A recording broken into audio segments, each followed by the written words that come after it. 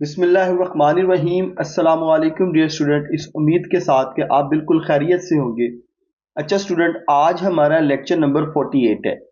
Student, जो chapter हम देख रहे हैं उसका नाम है physical optics and gravitational waves. और स्टूडेंट, आज हमारा टॉपिक है मॉल्स लॉ। अच्छा स्टूडेंट, ये टॉपिक एग्जाम के पॉइंट ऑफ व्यू से एक बहुत इंपॉर्टेंट लॉन्ग क्वेश्चन है। बच्चों, ये टॉपिक सिलेबस में नया शामिल किया गया है, तो आप लोगों को इसको इस चैप्टर के अंदर बड़े अच्छे तरीके से तैयार करना है ताकि एग्जाम के पॉइंट ऑफ व्यू से आप लोगों की जो प्रिपरेशन है वो बड़े अच्छे तरीके से हो सके। तो चलिए स्टूडेंट, इसको अब हम स्टार्ट करते हैं। आज का हमारा लेक्चर है मॉल्स लॉ। सबसे पहले इसकी स्टेटमेंट को देखते हैं। स्टूडेंट, मॉल्स लॉ लाइट की इंटेंसिटी से रिलेटेड है। इसकी स्टेटमेंट देखें। Intensity I of plane polarised light after passing through an analyzer is directly proportional to the square of cosine of angle theta between the transmission axis of analyzer and polarizer। यानी light की जो intensity है वो polarised होने के बाद उसका intensity का जो आंसर है वो डायरेक्टली प्रोपोर्शनल होगा कोसाइन एंगल थीटा के स्क्वायर के, जब वो अपने पोलराइजर और एनालाइजर दोनों के दरमियान में से गुजर जाएगी। ये स्टूडेंट इसकी कंप्लीट स्टेटमेंट है। इसको आगे चल के अभी हम समझते हैं एक्सप्लेनेशन में। अभी हमने क्या देखना है, इसको मैथमेटिकली अगर लिखा जाए तो student I directly related to cos square theta लिखी जाएगी। ठीक है। प्रोपोर्शनैलिटी है, इसको इक्वालिटी में कन्वर्ट करने के लिए हम कांस्टेंट लगाएंगे और स्टूडेंट ये कांस्टेंट आई नोड है। आई नोड हम बोलेंगे maximum intensity of incident light. ठीक है। आई कौन सी इंटेंसिटी है? जब लाइट पोलराइज हो चुकी है। और आई नोड कौन सी इंटेंसिटी है? जब लाइट अनपोलराइज्ड है। ठीक है। यानी पोलराइजेशन से पहले की जो इंटेंसिटी है वो आई नोड से रिप्रेजेंट होगी और पोलराइजेशन के बाद जो इंटेंसिटी है वो आई से रिप्रेजेंट होगी। तो ये स्टूडेंट डिफरेंस आप लोगों ने यहां पर याद रखना है। स्टूडेंट, ये आपके सामने एक शॉर्ट क्वेश्चन लिखा हुआ है स्क्रीन के ऊपर। अगर एग्जाम में आपको शॉर्ट क्वेश्चन आ जाए मॉल्स लॉ को डिफाइन करें तो आप उसकी स्टेटमेंट लिखेंगे और आप उसका ये फार्मूला लिखेंगे, यानी उसकी मैथमेटिकल फॉर्म लिखेंगे। अच्छा स्टूडेंट, अब आप मॉल्स लॉ को देखते हैं, इसकी एक्सप्लेनेशन, इसको समझते हैं। स्टूडेंट, इस डायग्राम को अंडरस्टैंड करने की जरूरत है। स्टूडेंट, इस डायग्राम में सबसे पहले आपको जो स्पॉट नजर आ रहा है वो एक अनपोलराइज्ड लाइट का है। स्टूडेंट, ये कोई ऑर्डिनरी लाइट बल्ब है जहां से रोशनी एमिट हो रही है और ये रोशनी चारों पॉसिबल डायरेक्शन के अंदर एमिट हो रही है। अब स्टूडेंट, ये पोलराइज्ड लाइट फॉल करती है एक इनिशियल पोलराइजर के ऊपर। ये इनिशियल पोलराइजर के दरमियान में अगर आप तवज्जो करें तो जो लाइंस आपको नजर आ रही हैं ये वर्टिकल लाइंस हैं। तो स्टूडेंट, ये पोलराइजर सिर्फ उस कंपोनेंट ऑफ लाइट को पास करने की इजाजत देगा जो वर्टिकली ऑसिलेट कर रहे हैं और बाकी सबको यहां पर क्या कर देगा? ब्लॉक कर देगा। तो स्टूडेंट, लाइट के वो कंपोनेंट्स जो वर्टिकली ऑसिलेट कर रहे हैं वो इस पोलराइजर से गुजर जाएंगे और वो कंपोनेंट जो वर्टिकली ऑसिलेट नहीं कर रहे वो सारे के सारे यहां पर क्या होंगे? रुक जाएंगे, ब्लॉक हो जाएंगे। स्टूडेंट, यहां से ये लाइट फॉल करेगी इस सेकंड पोलराइजर के ऊपर। सेकंड पोलराइजर को आप नाम देते हैं एनालाइजर का। ठीक है। एनालाइजर क्या है? एनालाइजर भी पोलराइजर ही की एक किस्म है। अगर इसके दरमियान में इस वक्त आप देखें तो जो रेड आपको लाइंस नजर आ रही हैं ये हॉरिजॉन्टल है। तो स्टूडेंट, वर्टिकल लाइन और हॉरिजॉन्टल लाइंस, इनका एंगल आप बनाएंगे तो ये 90 डिग्री बनेगा। ठीक है। ये एनालाइजर इस वर्टिकल कंपोनेंट वाली लाइट को पास नहीं करने देगा क्योंकि ये टोटली इसके ऑपोजिट है। तो इट मींस दैट कि लाइट की इंटेंसिटी एनालाइजर से गुजरने के बाद जीरो हो जाएगी। यानी स्टूडेंट, आपने इस बात को समझना है कि लाइट यहां से जो आ रही थी उसकी इंटेंसिटी अनपोलराइज्ड लाइट की आई नोट थी। इसकी इंटेंसिटी कितनी थी? आई नोट, इंसिडेंट लाइट की मैक्सिमम। जब इस इनिशियल पोलराइजर से गुजरी तो इसकी इंटेंसिटी आई रह गई। ये इंटेंसिटी आई कम होगी इंसिडेंट इंटेंसिटी से, इंसिडेंट रे से, क्योंकि आधी से ज्यादा लाइट तो यहां पर जो सा है वो ब्लॉक हो गई, यहां पर रुक गई, तो कुछ हिस्सा लाइट का आगे जाएगा तो उसकी इंटेंसिटी डेफिनेटली फिर क्या होगी, पहली वाली इंटेंसिटी से कम होगी। और उसके आगे एक एनालाइजर पड़ा हुआ है। स्टूडेंट ये एनालाइजर क्या कर रहा है, इस आने वाली सारी लाइट को ब्लॉक कर रहा है, तो इस वक्त इसकी इंटेंसिटी यहां पर क्या हो जाएगी, जीरो हो जाएगी। और अगर स्टूडेंट मैं इस एनालाइजर को इस तरह से रोटेट करना शुरू कर दूं, यहां से घुमाना शुरू कर दूं, और मैं इसको ऐसी पोजीशन पे ले आऊं कि इसकी ये जो लाइंस हैं ये सारी की सारी पैरेलल आ जाए, बिल्कुल वर्टिकल आ जाए, किसके, इस इनिशियल पोलराइजर के एक जैसी आ जाए, तो स्टूडेंट फिर ये सारी की सारी लाइट इंटेंसिटी यहां से गुजरती जाएगी और उस वक्त इसकी इंटेंसिटी क्या होगी, मैक्सिमम। इसका मतलब ये हुआ कि पोलराइजर और एनालाइजर के दरमियान में जो एंगल बनता है इनकी लाइंस का, इंटेंसिटी ऑफ लाइट उस एंगल के स्क्वायर के क्या होती है, डायरेक्टली रिलेटेड होती है।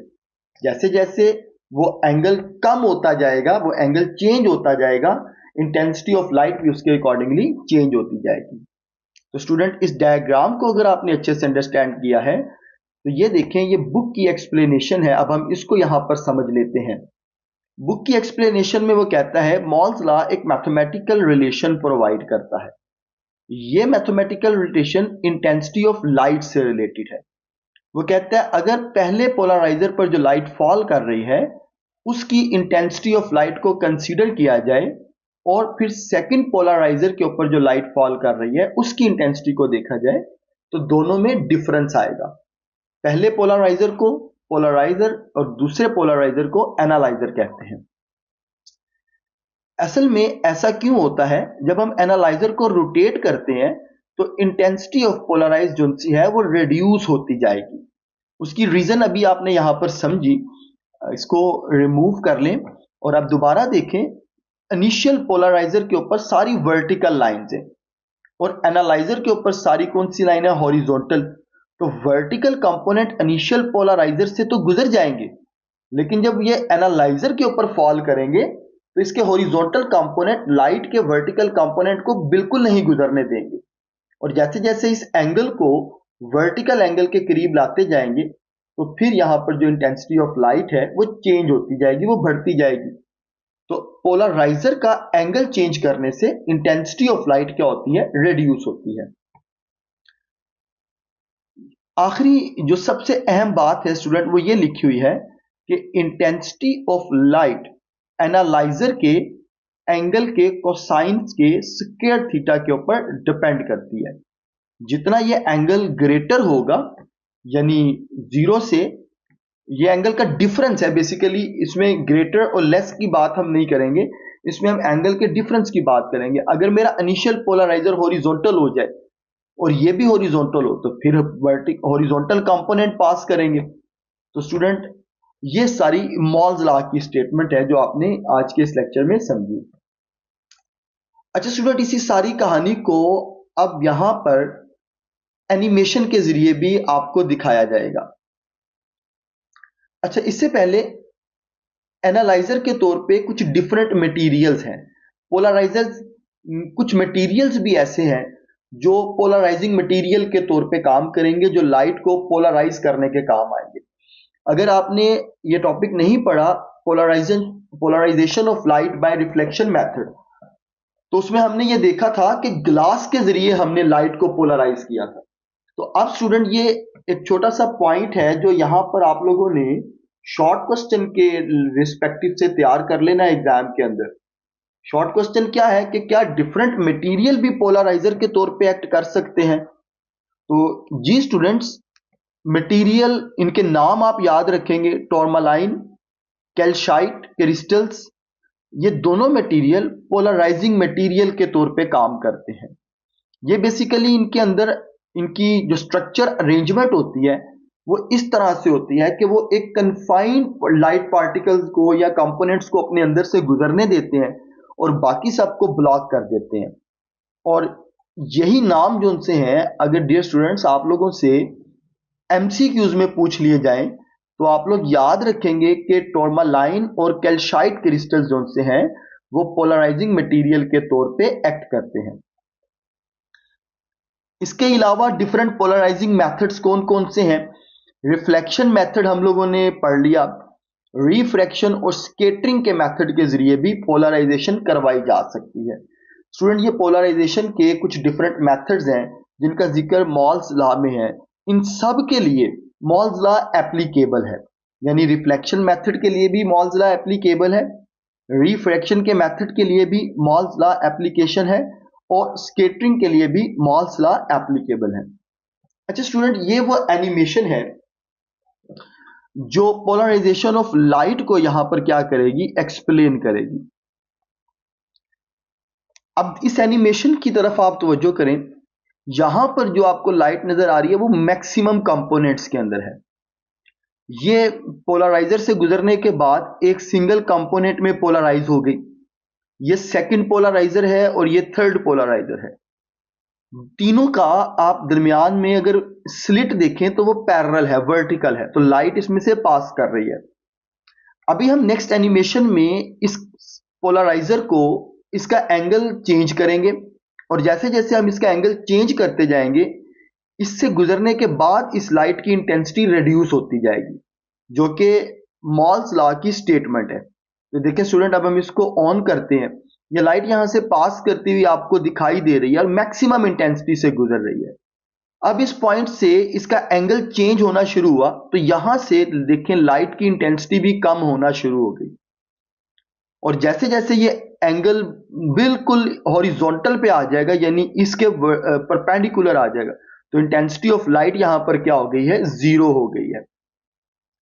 तो यही स्टेटमेंट है मॉल्स लॉ की भी। मॉल्स लॉ ये कहता है कि लाइट जब पहले पोलराइजर से पोलराइज्ड हो जाती है और वो फॉल करती है एनालाइजर के ऊपर, तो उसकी इंटेंसिटी एनालाइजर के एंगल के ऊपर भी डिपेंड कर रही होती है। तो स्टूडेंट, अब हम लाइट पोलराइजर की एम्पलीट्यूड निकालते हैं। ये amplitude A is equal to A not cos theta से एक्सप्लेन हो सकती है। When incident polarized light of amplitude A strike the analyzer at an angle theta, it is resolved into two components, cos theta and A naught sin theta. The component A sin theta is absorbed in the analyzer. Since only A naught cos theta passes through the analyzer, the amplitude A of transmitted light is therefore given as A is equal to A naught cos theta. Since intensity I is directly proportional to the square of amplitude, तो I directly related to square, तो proportionality से constant में जाने के लिए आप इसका formula पढ़ेंगे, intensity of light is equal to K into A का square। स्टूडेंट, ये प्लेन पोलराइजर है, प्लेन ऑफ पोलराइजर, एक पोलराइज लाइट पास करते हुए जा रही है, तो इसको इसके कंपोनेंट्स में जब हम डिवाइड करेंगे तो दो कंपोनेंट्स बनेंगे, A नॉट cos थीटा और A sin theta. Acting component हमारे केस के अंदर A नॉट cos थीटा है, तो यहां पर फिर ये फार्मूला जो आपके पास है ये क्या आ जाएगा, I इज इक्वल टू, इसको रीअरेंज कर लेंगे आप, I is equal to A square और A कंपोनेंट की वैल्यू अगर हम लगाएंगे तो A not cos square theta आ जाएगा। ठीक है, क्योंकि A is equal to A not cos theta है तो वैल्यू ऐड करेंगे तो A not square cos square theta आ जाएगा। और student, amplitude intensity of light के डायरेक्टली रिलेटेड है, I directly related to A square है, तो A नॉट से आप किसको रिप्लेस कर देंगे फिर I नॉट स्क्वायर से। तो ये मॉल्स लॉ की दो आपके पास जो सा है वो फार्मूलाज बनते हैं, पहला कौन सा है, एम्पलीट्यूड के लिहाज से और दूसरा किसके लिहाज से, इंटेंसिटी के लिहाज से है। अब यहां पर ये चीज छोटी सी सीख लें, A नोट इंसिडेंट लाइट का एम्पलीट्यूड है, A नोट किसका एम्पलीट्यूड है, इंसिडेंट लाइट का। ठीक है,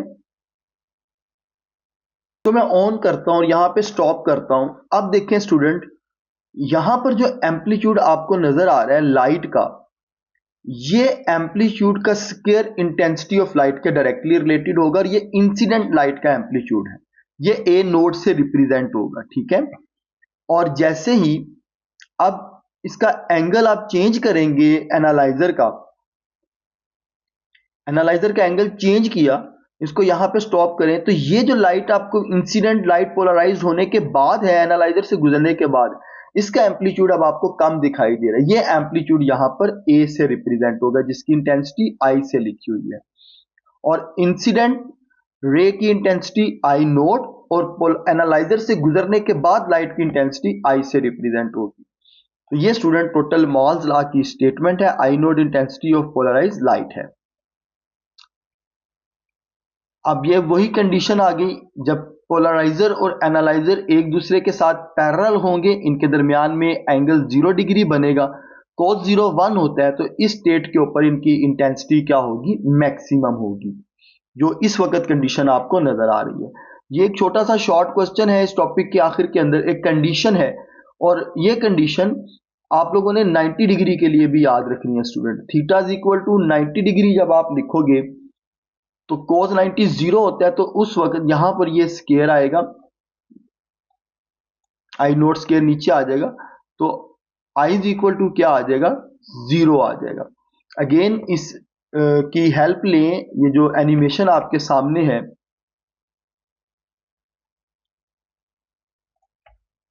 इस एनिमेशन में इस वक्त इंटेंसिटी ऑफ लाइट जो सी है वो मैक्सिमम होगी इंसिडेंट रे की, क्योंकि ये पोलराइजर और ये एनालाइजर दोनों आपस के अंदर पैरेलल हैं, तो जितना एम्पलीट्यूड पोलराइजर से एमिट हो रहा है उतना ही एम्पलीट्यूड एनालाइजर से भी एमिट हो रहा है। और अगर एंड पर देखें, इसका एंगल 90 डिग्री कर दिया जाए, जैसे अभी यहां पर इसका एंगल रोटेशन के बाद 90 डिग्री हो जाएगा, ये एंगल चेंज होता जा रहा है, और एनालाइजर का एंगल जो सा है वो कुछ टाइम के बाद यहां पर 90 डिग्री हो जाएगा यहां पर। तो अब जो इंटेंसिटी ऑफ लाइट एनालाइजर से गुजरेगी वो आपको 0 नजर आ रही है, तो यही स्टेटमेंट मैथमेटिकली यहां पर थीटा की वैल्यू 90 डिग्री लगाएंगे, cos 90 0 होगा, तो आपके पास टोटल इंटेंसिटी कितनी आ जाएगी, 0 आ जाएगी। स्टूडेंट ये आप लोगों ने दो शॉर्ट क्वेश्चन तैयार कर लेने हैं, एक पैरेलल केस के लिए हमारी बुक में ये वाला केस डिस्कशन है, और एक आप लोगों ने 90 डिग्री वाला भी याद रखना है, ठीक है। अच्छा स्टूडेंट, ये इसके फाइनल रिजल्ट्स हैं। Intensity transmitted through analyser is equal to the initial light intensity that passes through the polariser. ये टॉपिक जो सा है हमारा यहां पर कंप्लीट हो जाता है। इस टॉपिक से रिलेटेड दो एमसीक्यूज आपके सामने हैं। पहला एमसीक्यूज है, in an LCD screen two polariser are used with liquid crystal between them, when a pixel is off the liquid crystal rotate polariser by 90 degree. What fraction of backlight intensity reaches the viewer when the pixel is off? 0%, 25%, 50% या 100%? तो student इसका right answer आप लोगों ने comment section के अंदर मुझे बताना है। एक सेकंड एमसीक्यूज है, a photographer wants to reduce glare from water using a polarising filter. If maximum glare reduction occurs when the filter is rotated to the certain angle, what percentage of polarizing glare light is transmitted when the filter is rotated 30 degree from this optimal position? 0%, 20%, 50% और 75%? Student in दोनों MCQs का answer आप लोग मुझे comment section के अंदर बताएंगे। मैं उम्मीद करता हूं कि ये टॉपिक आप लोगों को बड़े अच्छे तरीके से समझ आया होगा। अगर टॉपिक के एंड तक आप बिल्कुल शामिल हैं लेक्चर के अंदर, तो आखिर में जाते हुए आप चैनल को सब्सक्राइब कर जाएं, बेल आइकन के बटन को क्लिक करें ताकि इस चैप्टर की नेक्स्ट लेक्चर वीडियो सीरीज भी आपको मिल सके।